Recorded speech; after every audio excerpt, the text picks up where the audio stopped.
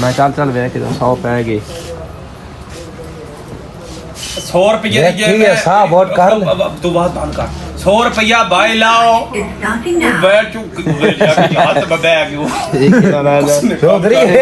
टांग चढ़ना तेरा साहब आओ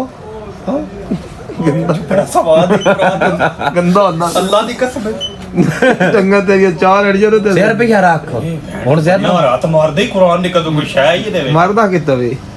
पिछो कुरान दी कसम और अल्लाह ने कर लगे ओ भाई मैं कोई लो कसम थल्ले गया ताड़े बंद हो गया था पकड़या ओके तो दस मारो तो नो वीडियो बनावी है मैं वीडियो चढ़नी फेसबुक पे पढ़नी पे या वीडियो सही बनावी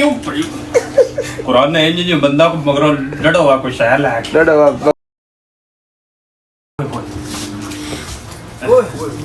तो यार है होते फैन है कोस देता है हाय वाह वाह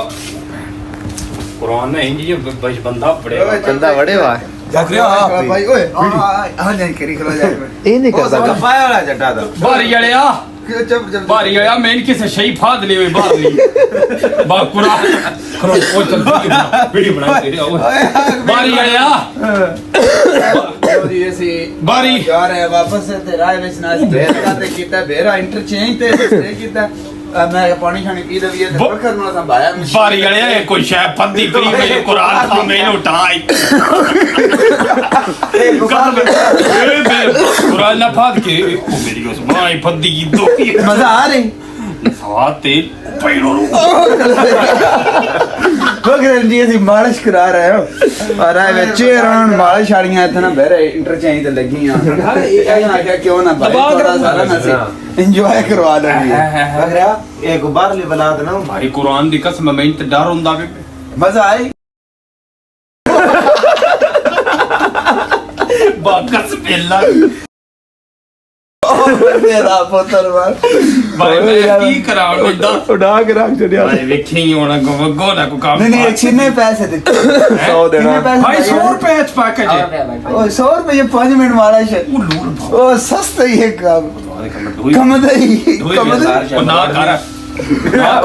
उस्तिया काबू आया रे काबू आया रे कुरान ना पारी चले ना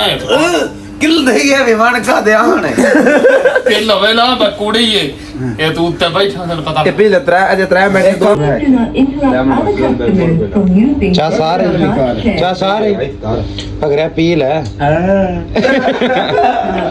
ਹੁਣ ਆਈਆਂ ਨਹੀਂ ਥੱਲੇ ਆ ਗਰਾਰੀਆਂ ਥੱਲੇ ओ बेंदर बोर्ड जाई तो ਗਾਲੀ ਕੱਢ ਲਈ तू ओए ਇੰਡੀਆ ਦੀ ਉੱਠ ਓਏ ਧੂਨ ਲਾ ਨਾ ਯਾਰ भाई लाया कोरी फकरे ਓਏ ਹਾਏ ਓਏ ਹਾਏ क्या सही वीडियो सही सही बन दी डॉक्टर साहब सुकून आ रहे मजा पूरा लेवल है क्या जी ठीक है बड़ा लेवल है जी भाई जी आया करो 100 रुपया दे के अपना स्वाद लो मजा आ गया यार चौधरी